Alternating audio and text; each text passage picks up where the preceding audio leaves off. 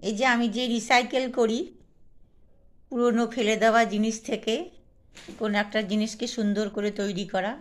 এটা আমার একটা পুরনো পাইপ ছিল বাড়িতে, কয়েকটা জায়গা ছেদও হয়ে গিয়েছিল।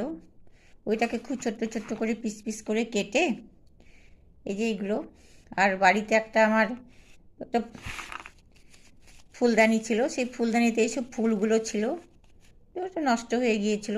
এগুলোকে ছোট্ট ছোট্ট করে সুন্দর করে গোল গোল করে পাকিয়ে এগুলো করেছি, বসিয়েছি।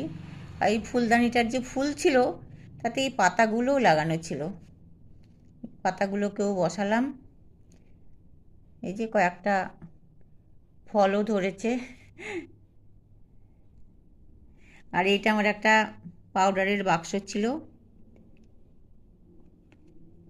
তাতে একটু পাথর টাথর বসিয়ে দিয়ে দেখুন একটা পুরনো ফেলে দেওয়া জিনিস থেকে কি সুন্দর একটা ফুলদানি তৈরি হয়েছে। Thank you.